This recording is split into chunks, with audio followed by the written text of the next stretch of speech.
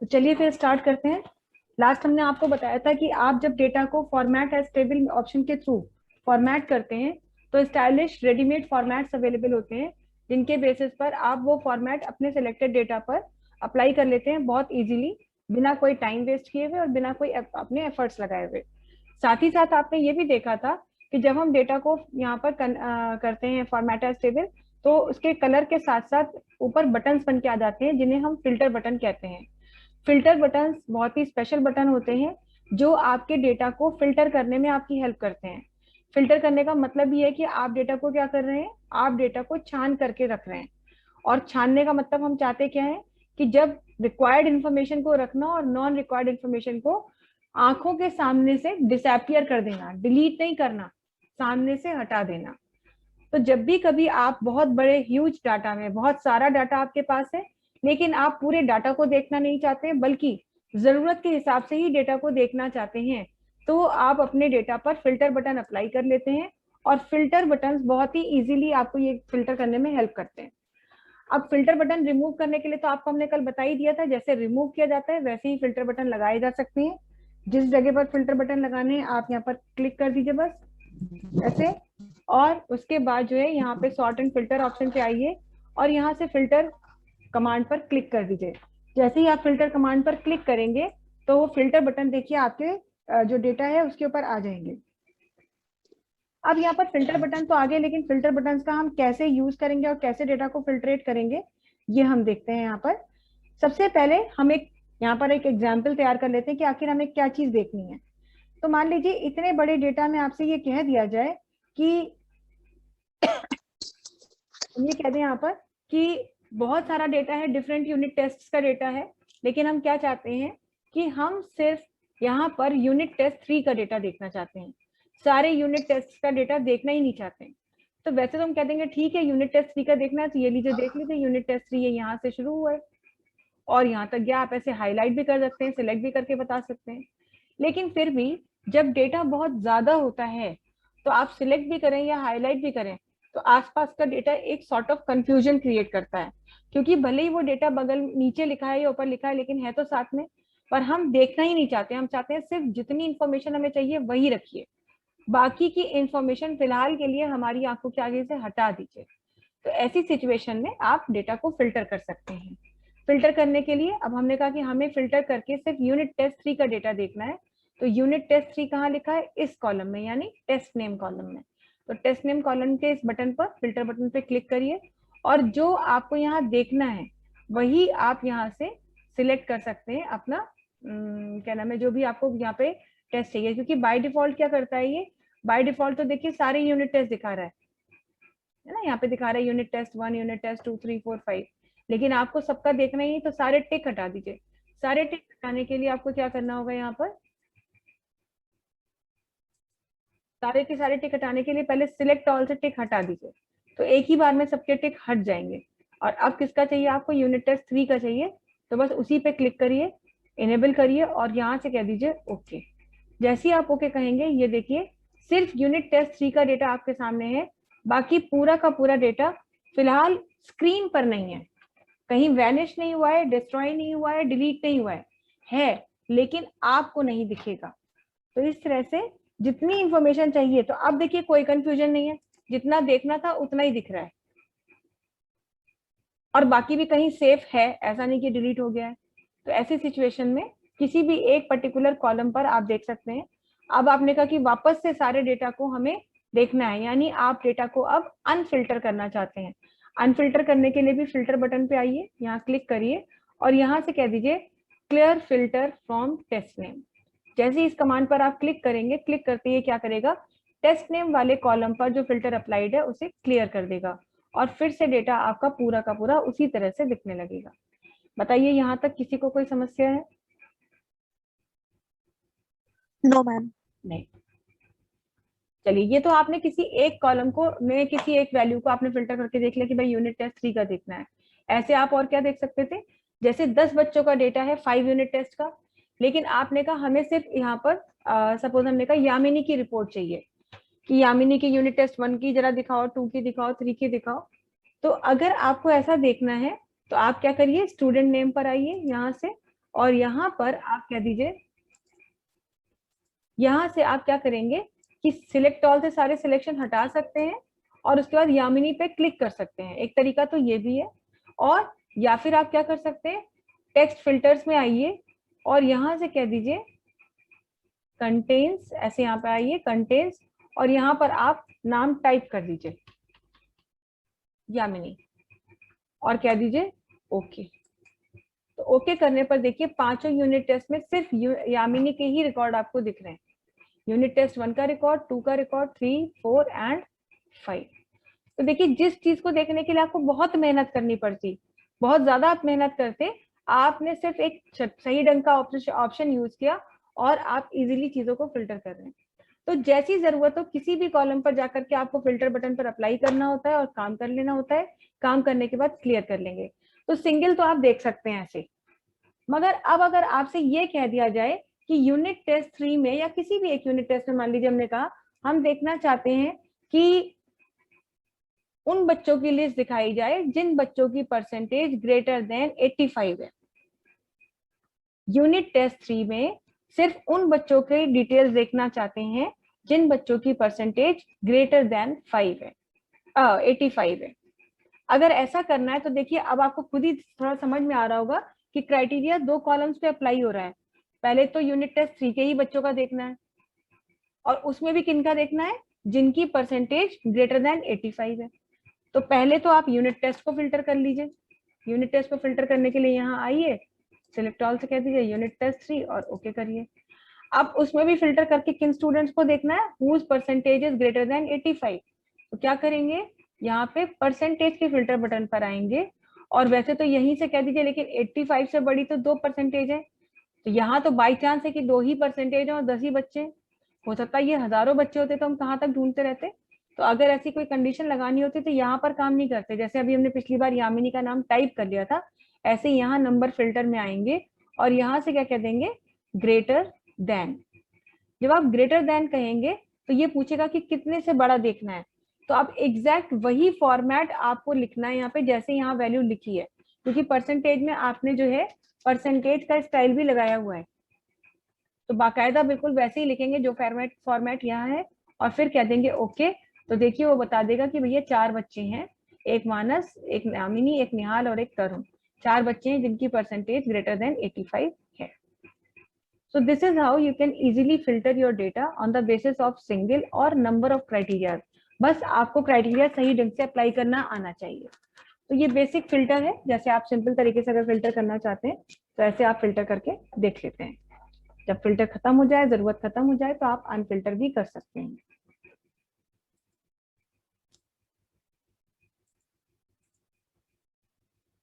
तो ये हो गई फिल्टर कमांड आपकी। फिल्टर कमांड के बाद में अब ये एक फॉर्मेट एज टेबल था। नेक्स्ट है हमारा सेल स्टाइल्स। सेल स्टाइल्स मतलब वैसे तो फॉर्मेट अपने अपने हिसाब से कर रहे हैं, लेकिन प्री डिफाइंड स्टाइल से अगर आपको फॉर्मेट करना है तो आपके पास यहाँ पर भी सेल के बहुत सारे, सेल में लिखने के बहुत सारे स्टाइल्स अवेलेबल हैं। जैसे किसी डेटा को अगर आपने यहाँ पे कहा कि ये लिखा हुआ है और हम इसे स्टाइल देना चाहते हैं, तो इतने सारे बने बनाए स्टाइल्स पड़े हैं, जो स्टाइल आपको अच्छा लगे वो स्टाइल आप यहाँ से ले सकते हैं। तो जैसे आपने कहा कि मान लीजिए कोई भी एक स्टाइल ये ले लिया आपने, तो ये देखिए ये स्टाइल उस पर अपने आप अप्लाई हो जाएगा, बना बनाया, आपको खुद कलर वगैरह नहीं देना पड़ेगा। ऐसे ही मान लीजिए आपने कहा कि जो कैलकुलेशन वाली सेल्स थी उनमें कैलकुलेशन का स्टाइल रखना है, तो कैलकुलेशन वाली सेल्स को आप सिलेक्ट कर सकते हैं, और सिलेक्ट करने के बाद सेल स्टाइल में आए और यहाँ कैलकुलेशन पर जब आप क्लिक करेंगे तो देखिए वो कैलकुलेशन वाला स्टाइल उस पर अप्लाई हो जाएगा। तो ये आपकी चॉइस है, आप देना चाहते हैं। और तब आपने यहाँ शायद फॉर्मेट एज टेबल का ऑप्शन नहीं भी हो सकता है किया हो, तो आप इस तरह से इंडिविजुअली किसी एक या जो भी सिलेक्टेड कॉलम्स है उन पर आप अपना स्टाइल अप्लाई कर सकते हैं। फिलहाल हमें इसे नहीं चाहिए तो हम अंडू कर रहे हैं और ये स्टाइल हम वापस से अपना नॉर्मल स्टाइल ले रहे हैं। तो बने बनाए स्टाइल्स अवेलेबल हैं, जो स्टाइल आपको चाहिए यहाँ से आप सिलेक्ट कर सकते हैं। स्टाइल के बाद में नेक्स्ट हमारा जो ग्रुप है एक्चुअली वो है सेल्स ग्रुप, जिसमें आप इंसर्शन की कमांड, डिलीशन की कमांड या फॉर्मेट की कमांड सीखते हैं। ज्यादातर चीजें हम आपको इसमें बता चुके हैं। जैसे इंसर्ट करने के लिए हमने आपको बताया था कि आप रो इंसर्ट करते हैं, कॉलम इंसर्ट करते हैं और आप जो है शीट इंसर्ट करते हैं। इसके अलावा आप सेल्स भी इंसर्ट करते हैं। रो कॉलम और शीट के अलावा सेल इंसर्ट करने की जरूरत कब पड़ती है? सबसे पहली चीज तो ये है कि रो इंसर्ट करने के लिए या कॉलम इंसर्ट करने के लिए हमें रूल्स पता है कि रो जब भी इंसर्ट होगी करंट रो के ऊपर ही इंसर्ट होगी, लेकिन कॉलम जब भी इंसर्ट होगा तो करंट कॉलम के लेफ्ट में ही इंसर्ट होगा। ये एक्सेल का बना बनाया रूल है, एक्सेल में इस रूल को आप चेंज नहीं कर सकते। जैसे मान लीजिए आपने कहा कि हमें सीरियल नंबर और स्टूडेंट नेम, इनके बीच में एक कॉलम चाहिए रोल नंबर का, बच्चे का रोल नंबर भी हमें देना है। तो अगर आपको यहाँ पे सीरियल नंबर और स्टूडेंट नेम के बीच में कॉलम चाहिए, तो अगर आप ये काम एमएस वर्ड में कर रहे होते तो आपको बताना पड़ता कि जिस कॉलम में हमने उसके राइट में या लेफ्ट में डाली है। लेकिन एक्सेल में क्योंकि ये नियम है कि कॉलम लेफ्ट में ही इंसर्ट होता है, तो और आपको सीरियल नंबर रोल नंबर का कॉलम चाहिए सीरियल नंबर और स्टूडेंट नेम के बीच में, तो आपको स्टूडेंट नेम वाले कॉलम में ही रहना होगा, क्योंकि जिस कॉलम में आप होंगे उसके लेफ्ट में कॉलम इंसर्ट होगा। कॉलम को इंसर्ट करने के लिए भी यहीं पर रहेंगे ऐसे, और यहाँ से इंसर्ट और यहाँ से कहेंगे इंसर्ट शीट कॉलम, तो ये देखिए नया कॉलम यहाँ से आ जाएगा। अब आपको यहाँ पर जो भी अपना लिखना है वो आप अपना यहाँ पे लिख सकते हैं, रोल नंबर, ये आपने लिखा, और जो भी रोल नंबर आपको डालने हैं आप फीड कर सकते हैं। तो शीट, रो, कॉलम और सेल चारों चीजें इंसर्ट हो सकती हैं।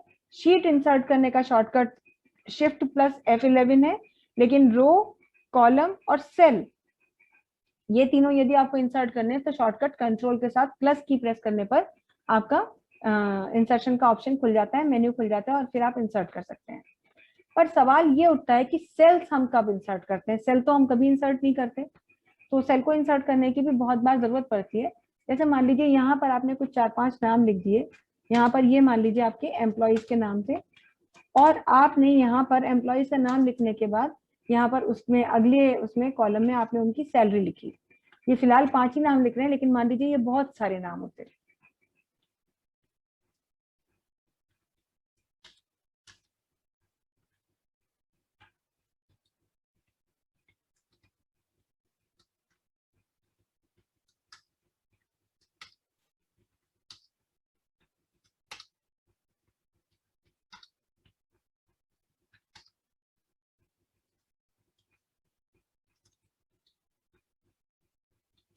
ठीक है, ये कुछ हमने यहाँ पे नाम यहाँ पे लिख लिए हैं। अब हमने नाम पहले लिख लिए और हमसे कहा गया आप सैलरी लिखिए, तो सैलरी भी हम यहाँ पर डाल रहे हैं। ये सैलरी हमें लिखनी है, तो पहले नाम लिखिए, अब सैलरी नोट कर रहे हैं। तो यहाँ जो भी सैलरी है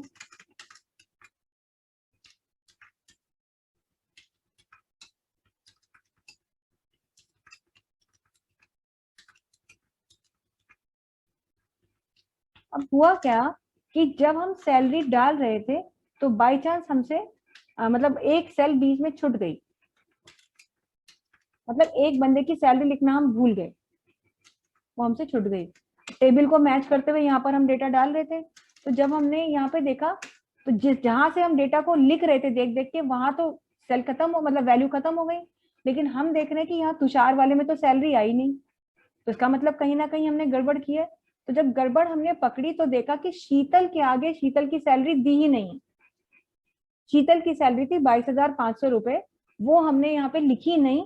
इनफैक्ट शीतल के आगे सैलरी लिख गई दीपक की, दीपक के आगे करण की, करण के आगे रोहन की, रोहन के आगे जय की, ऐसे हम काम करते चले गए। तो हुई गड़बड़ कहाँ पर? गड़बड़ यहाँ पर हुई।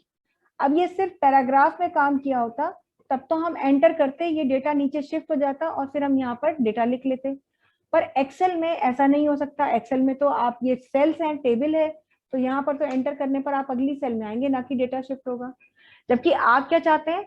आप ये चाहते हैं पूरा डेटा यहाँ से नीचे एक सेल में एक सेल नीचे शिफ्ट हो जाए ताकि यहाँ सेल खाली मिल जाए। तो उस सिचुएशन में जिन्हें नहीं पता है वो तो यहाँ इसे सिलेक्ट करेंगे, डेटा को कट करेंगे, यहाँ करके उसे पेस्ट करेंगे और फिर नई वैल्यू लिखेंगे। वैसे तो ये ऑप्शन भी गलत नहीं है तब तक जब तक कि डेटा थोड़ा सा है, 2 4 6 8 सेल्स करनी है तब तो ठीक है। लेकिन मान लीजिए इसी के नीचे 200 सेल्स और लिखी होती, 200 सेल्स में वैल्यू लिखी होती, तो क्या आप पहले 200 सेल्स सिलेक्ट कर रहे होते, फिर वो कट करते और फिर पेस्ट करते? तो आप उतना टाइम क्यों वेस्ट करेंगे? आपको कभी भी अगर ऐसा चाहिए कि डेटा मतलब यहाँ पर एक नई सेल इंसर्ट हो और डेटा शिफ्ट होए नीचे की तरफ, तो ऐसे केस में आप सेल्स को इंसर्ट करते हैं। हमेशा ध्यान रखिए, एक्सेल हो या वर्ड हो, कहीं भी टेबल में जब आप काम करते हैं तो सेल्स जब इंसर्ट होती हैं तो डेटा या तो नीचे की तरफ शिफ्ट होता है या डेटा शिफ्ट होता है राइट हैंड की तरफ। तो आपको भी ये पूछता है कि डेटा कहाँ शिफ्ट कर दें, नीचे की तरफ शिफ्ट करना है या राइट हैंड की तरफ शिफ्ट करना है। तो जो हमारी जरूरत होती है उस हिसाब से हम शिफ्टिंग करते हैं। कैसे करते हैं, अब यहाँ पर देखिए, जहां हमें सेल सिलेक्ट करनी है सबसे पहले वो सेल सिलेक्ट करके रखेंगे जहां इंसर्शन करना है, और उसके बाद कंट्रोल के साथ प्लस की प्रेस कर दीजिए या इंसर्ट में आकर के इंसर्ट सेल्स ऑप्शन पर क्लिक करिए, बात एक ही है। तो यहाँ रहे और यहाँ हमने कहा कंट्रोल प्लस। जैसे ही कंट्रोल प्लस कहेंगे, देखिए इंसर्ट का ये आपका एक विंडो खुला और क्या पूछ रहा है, shift cells right, shift cells down, यानी कि सेल्स को राइट हैंड पे शिफ्ट करें कि डाउन, और सिलेक्शन देखिए डाउन पे ही है। तो बस आपको ओके करना है और ये देखिए आपकी सारी की सारी सेल्स नीचे शिफ्ट हो गई और यहाँ जो भी सैलरी आपको देनी थी वो सैलरी आपने फीड कर ली। तो बहुत बार ऐसी सिचुएशन में जब आप डेटा को कुछ सेल्स या एक सेल नीचे शिफ्ट करना चाहते हैं, मतलब आपको एक सेल इंसर्ट करनी है लेकिन एक ही सेल एक बार में इंसर्ट होगी, आप सोचे यहाँ 5 सेल्स इंसर्ट हो जाए, नहीं, 1 सेल एट अ टाइम ही आप इंसर्ट कर सकते हैं। और ऐसी सिचुएशन में ही सेल इंसर्ट करने का आपको इस ऑप्शन की जरूरत पड़ेगी, अदरवाइज तो आपको इसकी रिक्वायरमेंट है ही नहीं। तो ये तो हो गया सेल इंसर्ट करने का। अगर आपको सेल इंसर्ट करनी है, शीट इंसर्ट करनी है, कॉलम इंसर्ट करना है, रो इंसर्ट करनी है, तो जरूरत पड़ने पर इन्हें आप डिलीट भी करते हैं। जैसे हम आपको बता चुके हैं कि अगर आपको शीट डिलीट करनी होती है तो जो भी शीट आपको डिलीट करनी होती है, पॉइंटर को उसके टैब पर रखिए, राइट क्लिक करिए और राइट क्लिक करके डिलीट शीट का ऑप्शन यूज कर सकते हैं। अगर आपने शीट में कोई काम नहीं होता है तो किया होता है तो शीट अपने आप डिलीट हो जाती है। हाँ, अगर आपने शीट में एक सेल में भी कुछ लिख लिया होता है तो डिलीट कमांड देते ही वो आपसे कंफर्म करता है। ये देखिए, वो आपको वार्न करता है, कंफर्मेशन मांगता है कि भाई आप यदि शीट डिलीट करेंगे तो शीट का सारा डेटा भी परमानेंटली डिलीट हो जाएगा। क्या अभी भी आप श्योर है कि आपको डिलीट करना है? तो अब अगर आपको ये आपके ऊपर है, आप कंफर्म है कि भैया हाँ हाँ डिलीट करो, तो डिलीट पे क्लिक करेंगे। अगर गलती से ये कमांड दे दी होगी तो कैंसिल करके बाहर आ जाएंगे। तो शीट डिलीट करने के लिए ये है। और साथ ही साथ ये भी बताया था कि एक वर्कबुक की सारी शीट्स नहीं डिलीट की जा सकती। एक वर्कबुक में कम से कम एक विजिबल वर्कशीट रहनी चाहिए, तो सारी शीट्स आप नहीं डिलीट कर सकते।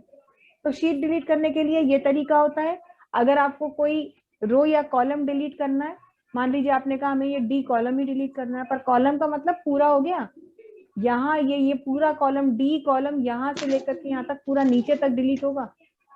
पर फिर भी अगर आपको कोई कॉलम डिलीट करना है तो जिस कॉलम को डिलीट करना है उस कॉलम में रहिए और यहाँ से डिलीट कॉलम के ऑप्शन पर जाइए और कॉलम को डिलीट कर दीजिए। ये देखिए डी कॉलम डिलीट हुआ और डिलीट होते ही उसके राइट हैंड का डेटा डी पे आ गया,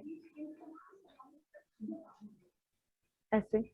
अब कॉलम आपने डिलीट किया, लेकिन प्रॉब्लम ये होती है कि जब हम कोई कॉलम डिलीट करते हैं तो पूरे कॉलम का डेटा डिलीट होता है, जिसकी वजह से क्या होता है कि आप पूरा ऊपर तक देखिए पूरा डेटा डिलीट हो गया, ये प्रॉब्लम होती है। तो इसलिए बहुत बार कॉलम्स को डिलीट नहीं करना होता है, बट स्टिल अगर आपको चाहिए तो आप कॉलम को डिलीट कर सकते हैं। ये फिलहाल हमने ले आए। तो आपको अब इसी तरीके से अगर आपको मान लीजिए कोई सेल डिलीट करने की भी जरूरत पड़ सकती है।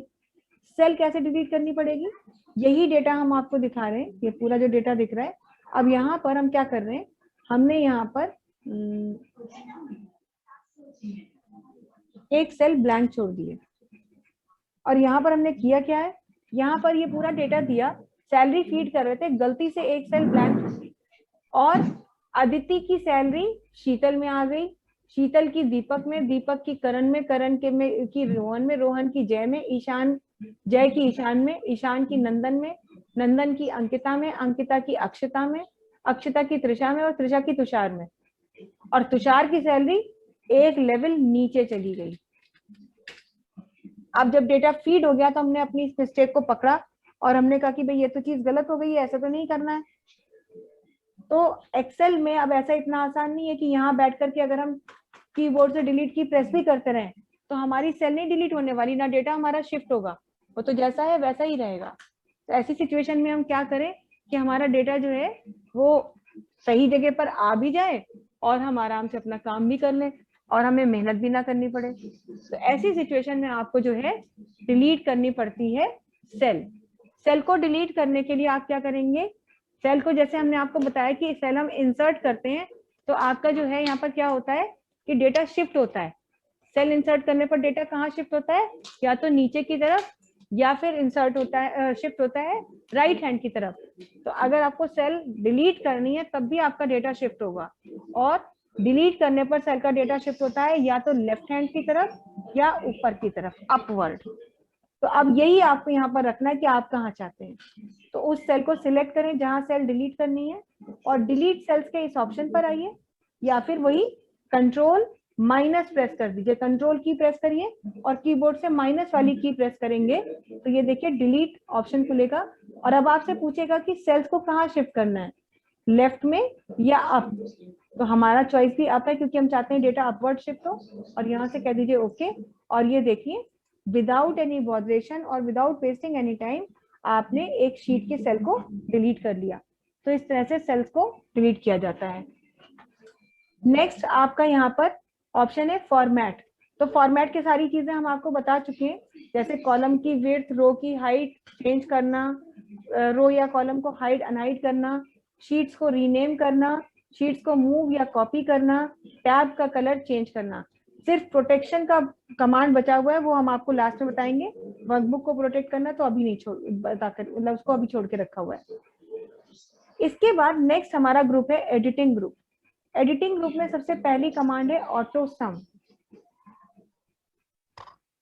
हालांकि ऑटो सम के लिए हम आपको बता चुके हैं कि ऑटो सम एक ऐसी कमांड होती है जो ऑटोमेटिकली टोटल करने के लिए यूज की जाती है, और उसका शॉर्टकट भी आपको बताया था। जैसे अगर मान लीजिए यहाँ पर ये कुछ वैल्यूज लिखी हुई हैं आपकी, यहीं पर करके दिखाया था, ये देखिए। तो हमने बताया था कि ऑटो सम का शॉर्टकट क्या होता है, ऑल्ट प्लस इक्वल्स टू। यानी अगर कुछ वैल्यूज यहाँ लिखी हैं और आपको इन सब वैल्यूज का टोटल चाहिए, मतलब इसका टोटल यहाँ चाहिए, इसका टोटल यहाँ चाहिए, तो रेंज सिलेक्ट करिए और सिर्फ कीबोर्ड से ऑल्ट इक्वल्स टू प्रेस करेंगे तो देखिए टोटल सबका अपने आप आ जाएगा।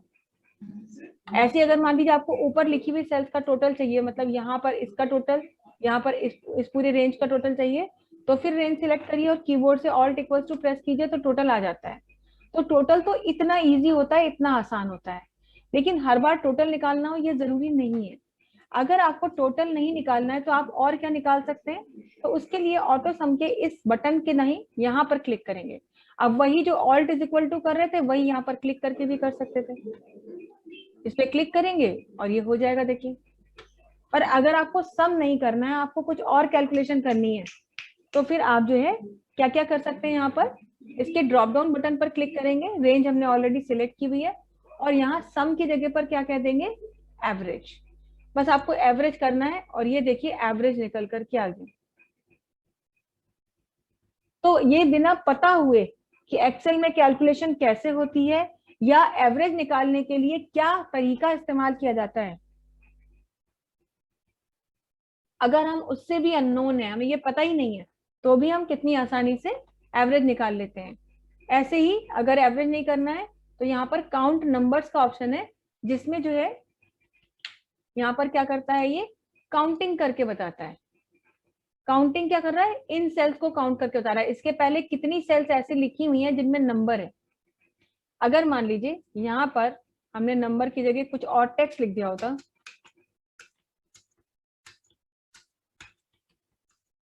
तो देखिए यहाँ पर अपने आप 4 हो गया है।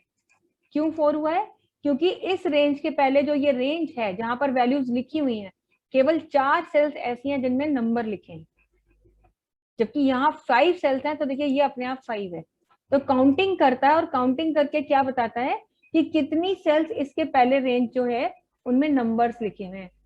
तो काउंट नंबर्स का काम ही काउंट करना है नंबर सेल्स को। काउंट नंबर्स के बाद मैक्सिमम मैक्स फंक्शन है जो रेंज की हाईएस्ट वैल्यू को एक्सट्रैक्ट करके यहाँ निकाल देता है। तो जैसे इस रेंज में हाईएस्ट नंबर है 92, इस रेंज में हाईएस्ट नंबर है 80, इस रेंज में हाईएस्ट वैल्यू है 64, इस रेंज में हाईएस्ट वैल्यू है 89, इस रेंज में हाईएस्ट वैल्यू है 64। तो जैसे जैसे जिस रेंज की हाईएस्ट वैल्यू होती है आप एक बार में निकाल करके देख रहे हैं, देखिए आपका कोई टाइम वेस्ट नहीं हो रहा। और लास्ट आप स्मॉलेस्ट वैल्यू निकालना चाहते हैं तो इसके लिए मिन फंक्शन का यूज करेंगे। तो गिवन रेंज जो भी उसके पहले की रेंज है उसमें वो आपको एक्सट्रैक्ट करता है खुद से स्मॉलेस्ट वैल्यू को और आपको रिटर्न करता है स्मॉलेस्ट वैल्यू। इस तरह से कुछ बेसिक फंक्शंस तो आप यहीं से यूज कर लेते हैं अगर आपको ज्यादा जरूरत नहीं है तो। पर हाँ, अगर इसके अलावा आपको और ज्यादा चीजें चाहिए, ज्यादा कैलकुलेशंस करनी है, तो ज्यादा कैलकुलेशंस के लिए ये भी पता होना चाहिए कि कैलकुलेशन के लिए फंक्शंस कौन से मिलते हैं और वो आप कहाँ से यूज कर सकते हैं, मोर फंक्शन से यूज कर सकते हैं। पर तब आपको ये पता होना चाहिए कि फंक्शन कौन सा यूज होगा, कैसे यूज होगा, वो पूरा तरीका आपको पता होना चाहिए।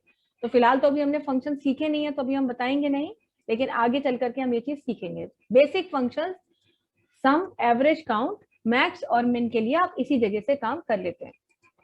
नेक्स्ट हमारा फंक्शन है फिल। आपको इसकी जरूरत नहीं है क्योंकि फिल हमने आपको सीरीज का पूरा बता दिया है, डेट्स की सीरीज बताई है, टाइम की सीरीज बताई है, सॉरी आपकी नंबर्स की सीरीज बताई है। आपको जो है क्या नाम है, किसी भी तरीके की नंबर सीरीज चाहिए वो आप ले लेंगे, जैसे सीरियल नंबर वगैरह निकालना है। और आपको बहुत तरह की सीरीज, हमने टेक्स्ट वगैरह की सीरीज बताई है। सिर्फ हम एक चीज आपको बताना चाहते हैं, और जैसे आपने मान लीजिए यहाँ पर 1 मंथ की डेट लिख ली, सपोज 01052021 मई की, हम पूरे एक महीने की डेट्स यहाँ पर लिखते हैं। ये हमने पूरा 31 मई तक की डेट्स यहाँ पर लिख ली हैं। आप लोग देख पा रहे होंगे इसे, है ना। अब क्या है कि यहाँ पर जो डेट्स लिखी हैं, इस डेट्स में अगर आपसे ये कह दिया जाए कि हमें जो है डेट्स पूरी एक साथ नहीं लिखनी है, जैसे फर्स्ट में सेकंड में पूरा लिखा हुआ है, लेकिन अगर हमसे ये कह दिया जाए कि डेट्स ऐसे मत लिखिए, तो डेट्स के ऑर्डर में क्या क्या चेंज हो सकता है, तो उसके लिए पूरी डेट्स की रेंज को सिलेक्ट करेंगे, फिल में आएंगे, यहाँ पे क्लिक करेंगे और यहाँ से जाएंगे सीरीज ऑप्शन पर। जब आप सीरीज ऑप्शन पे जाते हैं तो डेट्स के लिए आपको 4 यूनिट्स मिलती हैं, डे, वीकडे, मंथ और ईयर। हम क्या चाहते हैं, हम जैसे मान लीजिए कई बार ऐसा होता है कि हम बहुत सारे स्टूडेंट्स की जो क्लासेस लेते हैं वो ऑल्टरनेट लेते हैं। तो अगर किसी स्टूडेंट की क्लास हमने 1 मई को ली है तो फिर हमने उसकी क्लास 2 को नहीं ली होगी, 3 को ली होगी। तो अगर हम चाहते हैं कि डेट्स लिखी तो रहे पूरी मई की डेट्स, लेकिन एक एक दिन के अंतर पे लिखी हो, तो अगर आप इस तरह का गैप देना चाहते हैं तो आप क्या करेंगे, यहाँ पर यहाँ कह देंगे, जैसे ये स्टेप वैल्यू लिखा है, ये 1 लिखा है, तो 1 नहीं, आप इसे क्या कर देंगे 2, और 2 करके जैसे आप ओके करेंगे तो देखिए अब आपको डेट्स कितनी दिख रही हैं। 1 मई के बाद क्या दिख रहा है, 3 में, 5 में, 7 में, 9 में। जैसे हम अपने बैच स्टेटस रिपोर्ट बनाते हैं तो उसमें स्टेटस रिपोर्ट में हमें अपने हर बैच की डिटेल देनी होती है। तो मंथ वाइज अगर हम डिटेल लेते हैं और वो बैच ऐसा है जिसमें हम रोज नहीं लेते हैं, ऑल्टरनेट लेते हैं, तो ऑल्टरनेट में जिस डेट से हमने स्टार्ट किया लेना वो लेंगे। और देखिए यहाँ पर ऑल्टरनेट सिर्फ कर दिया, हमें नहीं मेहनत करनी पड़ी। अगर आपके दिमाग में किसी के आ रहा हो कि अरे ऐसे क्यों करेंगे, 1 में लिखा उसके बाद 3 में लिखेंगे और ड्रैग कर देंगे, तो डेट्स में ये चीज नहीं चलेगी। डेट कोई सिंपल नंबर नहीं है, तो डेट्स में तो आपको ये चीज ऐसे ही करनी होगी। इसीलिए देखिए 1 मई से लेकर के अब डेट हमारी कहाँ तक आ रही है, 30 जून तक आ रही है, क्योंकि 15-15 दिन 2 महीने की डेट्स आ गई। मई तो यहीं तक ही खत्म हो गया आपका, इसके बाद फिर जून शुरू हो गया। अब आपको जून की डेट चाहिए ही नहीं तो इसको यहाँ से पकड़िए फिल हैंडल से और इतना उठा करके ड्रैग कर दीजिए, तो आपकी इस तरह से केवल 1 मंथ की डेट्स नहीं, वो भी ऑल्टरनेट। तो इस तरह से भी आप डेट्स देख सकते हैं। और क्या कर सकते हैं, अगर डेट्स पूरी एक महीने की दिख रही हैं लेकिन आप इसमें सिर्फ वीकडेज देखना चाहते हैं, वीकेंड्स नहीं देखना चाहते, फिर फिल में आएंगे, सीरीज में आएंगे और अब यहाँ क्या कह देंगे, वीकडे, और कह देंगे ओके। तो देखिए आपको संडे जितने भी हैं वो सारे स्किप हो जाएंगे। जैसे हम मंडे टू सैटरडे क्लास लेते हैं लेकिन हम संडे को क्लास नहीं लेते, तो हमें संडे नहीं चाहिए। तो अगर संडे नहीं चाहिए तो देखिए 1 के बाद 2 को संडे था तो नहीं आ रहा है, 3, 4, 5, 6, 7, 8 और 9 सैटरडे संडे गायब हो गया। फिर 15 16 गायब हो गया, सैटरडे संडे गायब होते हैं, वीकेंड्स गायब होते हैं। तो वीकडेज के हिसाब से आपको लेना है अगर, तो वीकडेज के हिसाब से आप ले सकते हैं। और आप क्या कर सकते हैं कि जैसे हमने कहा कि डेट्स तो पूरी है, लेकिन हमें डेट्स एक एक महीने के गैप से चाहिए थी। जैसे 1 मई है, तो हमें 1 मई के बाद अब 2 मई नहीं चाहिए, हमें 1 जून चाहिए। जैसे हम मान लीजिए एग्जाम्पल दे रहे हैं कि सपोज हम जिस प्रोफाइल में हैं वहां पर हमारी हर महीने, हर मंथ की 1 को एक मीटिंग होती है जिसमें हमें अपने टास्क दे दिए जाते हैं। तो हम मीटिंग्स की डेट यहाँ डालना चाहते हैं, जिसमें हर महीने की 1 डेट डालना चाहते हैं, 1 जनवरी, 1 फरवरी, ऐसे कुछ भी है। तो क्या करेंगे, 1 जनवरी हमने डाल लिया, और अभी तो हम इसको यहाँ पे थोड़ा बहुत ड्रैग कर लेंगे, लेकिन हमें ये जो गैप चाहिए वो मंथ वाइज चाहिए। 1 जनवरी के बाद 1 फरवरी चाहिए, यानी 1 मंथ का गैप चाहिए। तो डेट्स को सिलेक्ट करेंगे, फिर से फिल ऑप्शन पर आएंगे, सीरीज पर आएंगे, और गैप के लिए क्या कह देंगे, मंथ, और यहाँ से क्या कह देंगे, ओके। कोई आपको वहां स्टेप वैल्यू या कुछ नहीं डालना। तो देखिए अपने आप 1 जनवरी, 1 फरवरी, 1 मार्च, अप्रैल, मई, जून, जुलाई, अगस्त, सितंबर, अक्टूबर, नवंबर, दिसंबर, और देखिए ये 1 जनवरी 2022 आ गया, 1 फरवरी 2022 आ गया, क्योंकि जो रेंज सिलेक्ट किया उतने में वो सीरीज जरूर फिल करेगा। तो मंथ वाइज भी आपको एक महीने, हाँ अगर आपको 2-2 महीने का गैप चाहिए तब आप यहाँ सीरीज में आके 2 लिखते, तो वो 2 मंथ का गैप देता। और ऐसे ही अगर आपने कहा कि हर महीने, सॉरी हर ईयर, ईच ईयर हमारे 1 ऑफ दैट ईयर जो है ओरिएंटेशन होता है 1 डेट को, ईयर की 1 को, हर मतलब 1 जनवरी को ओरिएंटेशन डेट है हमारी। तो हम एक रिपोर्ट बनाना चाहते हैं, मान लीजिए 10 साल की, तो 10 साल के लिए हम डेट देना चाहते हैं। तो आप यहाँ ईयर करिए, और यहाँ तो आपको कुछ करना ही नहीं है, बस ओके कर दीजिए। तो ओके करते ही देखिए 1 जनवरी 2021, 1 जनवरी 2022, 1 जनवरी 2023। तो आपको जहां तक चाहिए वहां तक आप लीजिए, और बाकी इसको ट्रैक करके रख दीजिए। तो डेट्स की सीरीज में ये सारे काम भी आप कर सकते हैं, यूनिट वाइज आप उसमें गैप दे सकते हैं। उसके बाद में नेक्स्ट ऑप्शन है क्लियर। क्लियर में आपको सबसे पहला ऑप्शन मिलता है क्लियर ऑल। जो भी एरिया आपने सिलेक्ट किया हुआ है, अगर आप क्लियर ऑल पे क्लिक करते हैं तो content along with format remove हो जाता है। कंटेंट अलोंग विद फॉर्मेट का मतलब ये कि जैसे अभी आपने मान लीजिए यहाँ पर इतना एरिया सिलेक्ट किया था, इसमें आपने बैकग्राउंड में कोई कलर भी दिया हुआ था, टेक्स्ट को भी कोई कलर दिया था, कुछ भी किया होता, जो कुछ भी आपने यहाँ किया हुआ था। लेकिन अगर आप इस एरिया को सिलेक्ट करते हैं और आप कह देते हैं क्लियर ऑल, तो जो कंटेंट है वो भी चला जाएगा, फॉर्मेट है वो भी चला जाएगा। नेक्स्ट हमारा ऑप्शन है क्लियर फॉर्मेट्स। जैसे हमने कहा कलर वलर नहीं अच्छा लग रहा, कंटेंट रहे, जो लिखा है वो रहे, लेकिन फॉर्मेटिंग चली जाए, तो क्लियर फॉर्मेट से फॉर्मेट रिमूव हो जाएगा। ये बात अलग है कि अब डेट्स लिखी थी तो डेट का फॉर्मेट भी रिमूव हो गया। तो डेट का फॉर्मेट अगर रिमूव हो गया तो कोई दिक्कत नहीं है, डेट सिलेक्ट करिए, ये एरिया सिलेक्ट करिए, और यहाँ से इसको क्या दे दीजिए, यहाँ से इसको शॉर्ट डेट फॉर्मेट दे दीजिए। ये आप कर सकते हैं। और आप क्लियर क्या में क्या कर सकते हैं, क्लियर अगर आपने यहाँ पर मान लीजिए फॉर्मेट रखा हुआ था, अब हमें ये कह दिया गया कि इस एरिया में कुछ और लिखो, डेट्स नहीं लिखनी है, लेकिन फॉर्मेट यही रखना है। तो फॉर्मेट रखना है पर कंटेंट नहीं रखने, तो उसके लिए कह देंगे क्लियर कंटेंट। तो कंटेंट चले गए, लेकिन अभी आप कुछ भी अगर यहाँ लिखोगे तो फॉर्मेट वही रहेगा, बैकग्राउंड का कलर और टेक्स्ट का कलर वही रहेगा। लास्ट है आपके पास क्लियर कमेंट्स। क्लियर कमेंट्स में आपके पास ये ऑप्शन तब होता, यूज करते हैं आप जब आपने किसी सेल में कोई कमेंट दिया हुआ हो। कमेंट्स होते क्या है, किसी भी सेल के साथ जो कमेंट लिखे जाते हैं वो एक तरीके का इंडिकेटर का काम करते हैं, जिन्हें आप सेल में लिखी हुई वैल्यू को जिनसे रिप्रेजेंट कर सकते हैं। जैसे मान लीजिए हमने कहा कि यहाँ पर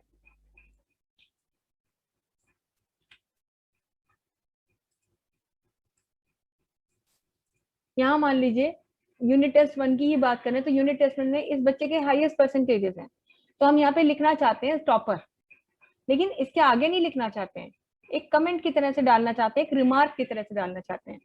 तो जिस सेल में भी आपको रिमार्क डालना है उस सेल को सिलेक्ट कीजिए, राइट क्लिक कीजिए, और राइट क्लिक करके देखिए इंसर्ट कमेंट का ऑप्शन यहाँ पर मिलता है। जैसे आप इस पर क्लिक करेंगे एक कमेंट की विंडो देखिए खुलेगी, कमेंट बॉक्स खुलेगा, और यहाँ पर आपके कर्सर ब्लिंक कर रहा है, तो जो भी कर्सर आप यहाँ पे लिखना चाहें वो लिख सकते हैं। तो जैसे हमने लिख दिया यहाँ पे टॉपर, और बाहर जब हम क्लिक करेंगे तो देखिए कमेंट बॉक्स चला गया। लेकिन साथ ही साथ अगर हम देखें तो सेल के टॉप राइट कॉर्नर पे एक रेड कलर का ट्रायंगुलर बटन बन गया। ये जो हमारा बटन है इसे हम कमेंट इंडिकेटर कहते हैं। कमेंट इंडिकेटर हमारा जो होता है ये हमें हेल्प करता है कि आप जो है इस मतलब आइडेंटिफाई कर लेते हैं कि इस सेल में कोई कमेंट लिखा गया है। खास बात ये होती है कि पॉइंटर को उस सेल पे लाने पर वो कमेंट ऑटोमेटिकली डिस्प्ले हो जाता है, क्योंकि बाय डिफॉल्ट कमेंट हमेशा हिडन होते हैं, लेकिन पॉइंटर को वहां रखने पर वो डिस्प्ले हो जाते हैं। तो अगर आप चाहते हैं कि नहीं कि ये तो हिडन रहे ही ना दिखे, तो उस सिचुएशन में आप क्या करेंगे, सेल को सिलेक्ट, वहीं राइट क्लिक कीजिए कमेंट वाली सेल को, और राइट क्लिक करके यहाँ से कह दीजिए शो और हाइड कमेंट। इस ऑप्शन से क्या होता है कि कमेंट अगर छुपा हुआ है तो शो हो जाएगा, अगर दिख रहा है तो हाइड हो जाएगा। ये देखिए, तो हमने इस पर क्लिक कर, आप कहीं भी क्लिक करिए तो कमेंट क्योंकि हिडन था तो अब वो शो हो गया, अब वो आपको दिख रहा है बाकायदा, इस तरह से दिख रहा है। तो ये भी आप यूज कर सकते हैं। और अगर आपको नहीं देखना है तो हाइड कमेंट पे क्लिक करेंगे तो कमेंट हाइड हो जाएगा। तो ऐसे आप कमेंट्स को यहाँ पर डाल सकते हैं। कमेंट को जब भी आपको एडिट करना हो राइट क्लिक करिए और यहाँ से कह दीजिए एडिट कमेंट, उसी बॉक्स में आप पहुंच जाएंगे और फिर आप जो कुछ लिखना चाहें लिखें और बाहर क्लिक कर दीजिए।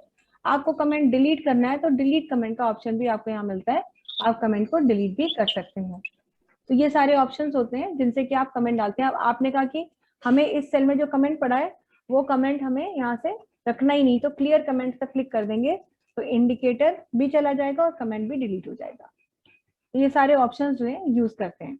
अब हम आपको बताएंगे कि कमेंट्स ऐसे तो यूज नहीं होते, किस तरह से यूज करते हैं। तो जैसे कल हमने आपको कंडीशनल फॉर्मेटिंग का ऑप्शन बताया था, अब कंडीशनल फॉर्मेटिंग का ऑप्शन हम यहाँ पर आपको यूज करके दिखाएंगे मल्टीपल वैल्यूज पे। बस एक वही चीज नहीं बताई है, बाकी सब बता दिया है। तो वो इसीलिए नहीं बताया था क्योंकि एक साथ बहुत सारी चीज हो जाती। तो आज बताएंगे उसको कि यहाँ मान लीजिए हमने लोगों के कुछ नाम थे, नाम लिखे और यहाँ पर लोगों ने जो इस मंथ की सेल की है वो सेल वैल्यू लिखी। अब वैसे तो आपसे कह दिया जाता है कि इस हिस्से को लाल करो, पीला करो, नीला करो, तो ठीक है कर दिया आपने। लेकिन अगर आपसे ये कह दिया जाए कि ऐसा करिए, जिन लोगों ने मान लीजिए 15,000 या उससे कम की सेल की है तो उस सेल को अलग कलर दीजिए। जैसे मल्टीपल फॉर्मेट्स लगाने हैं, लेस देन और इक्वल टू 15,000, 15,000 तक की सेल जिन लोगों ने की है तो आपसे ये कह दिया गया कि उस सेल का एक कलर दे दीजिए। क्या कलर दे दीजिए, तो वो मर्जी है, रेड कलर दे दिया मान लीजिए।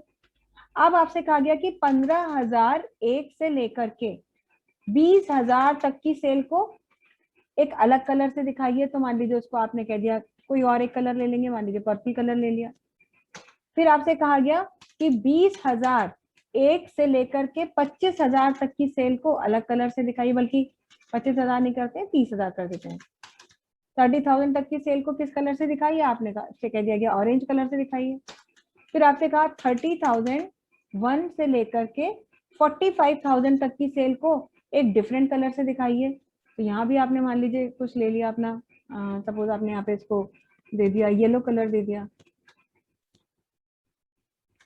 और ग्रेटर देन 45,000 यानी 45,000 से अबव जो भी सेल की गई हो उसको एक अलग कलर से दिखाइए।